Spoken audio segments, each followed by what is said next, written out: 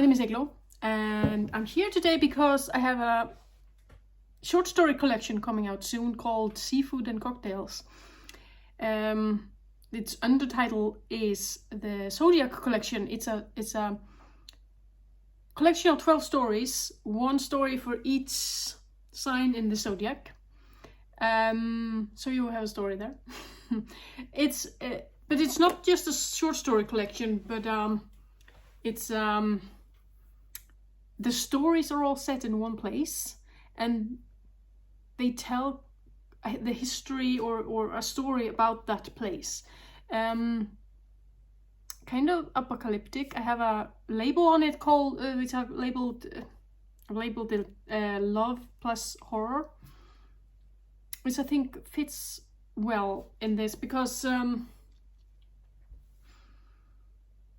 these are love stories, but there are also horror stories. It's kind of this post-apocalyptic fantasy world-ish, still set in this world. It's complicated, and I'm excited for it. It's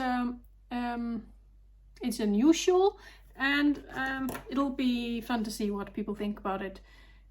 Soft horror or quiet horror, but even people who don't like horror might find something there that they appreciate, which is, hard to market, but do what you do. It'll be out soon. I'll show you the cover. I have a cover for it, and I'm just waiting for the proof, so it'll be out in hopefully before Halloween. I'm shooting at before Halloween, so that's exciting. I've been playing a lot of Death Stranding. I fell into that game again because, well, the director's cut came out for the PS5, which I don't have, but they added a photo mode even in the version I have for the PS4, and it's just so fun to muck around with. And I have, if you followed my Twitter account, you've seen the photos I've been posting there from the game. And it always brings me back to Iceland. It looks like Iceland. The music sounds like Iceland. It's a very odd thing to say, but it does. And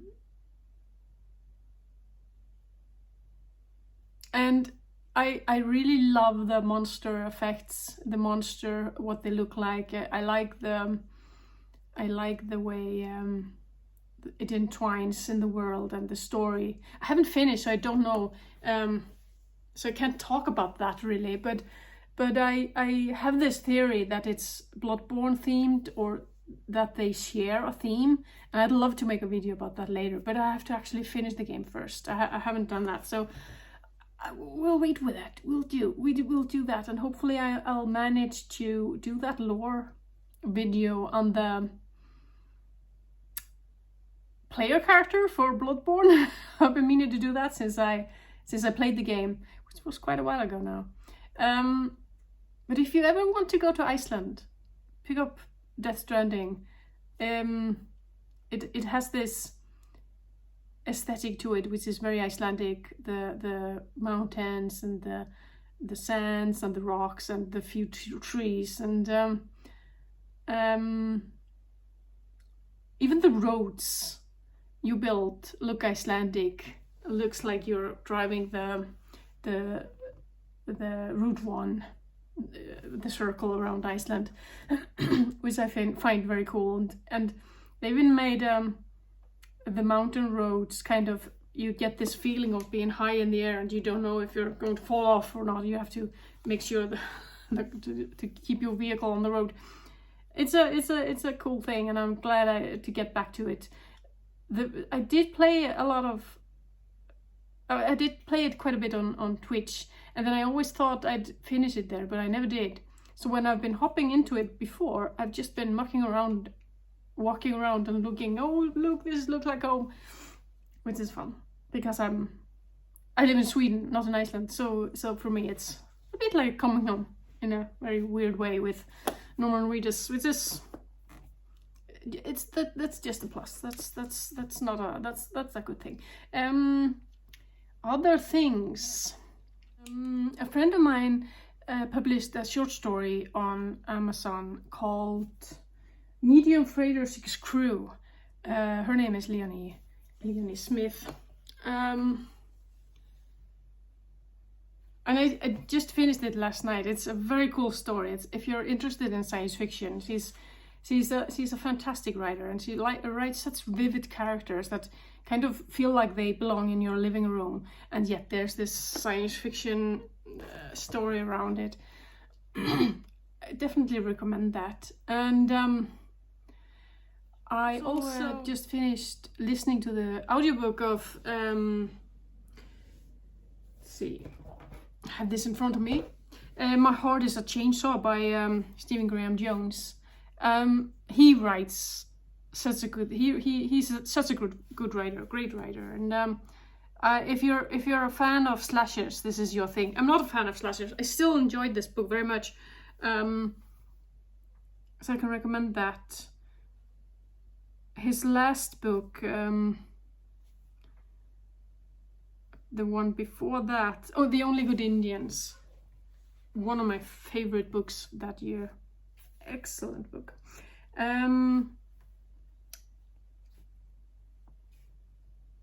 The new Stephen King novel, Billy Summers, one of these books that took me by surprise, because it's not a supernatural. I usually like supernatural in my horror stories. I don't often go for the more realistic horror, but this is a story quite a lot set in our world, and his stories always are, but he manages usually to put in these strange things, and there's nothing really strange in this, but there are really good characters. And I don't know, people have been complaining that the first bit of it is too long, but I love that. And the way he kind of hints at the Overlook Hotel, and then I don't know, I very much enjoyed it. And if I had just read what it was about, I wouldn't have expected to. So that was that's always a nice thing. I also recently finished a book called The Last House on Needless Street by Catriona Ward, I think her name is. Very much worth the effort of reading. It's not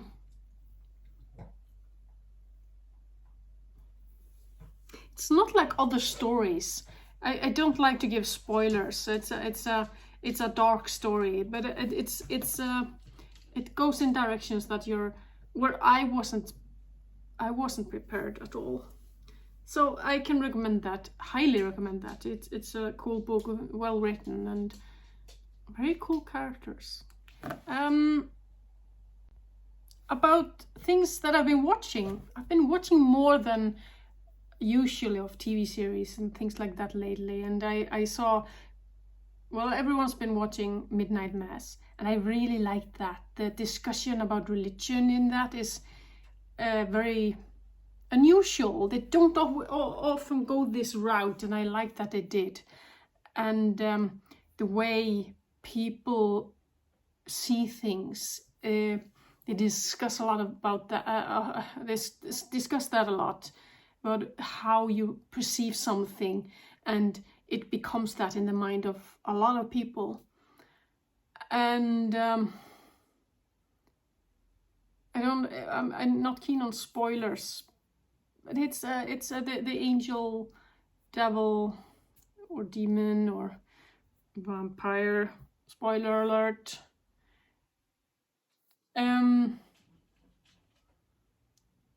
They did it very well without offending,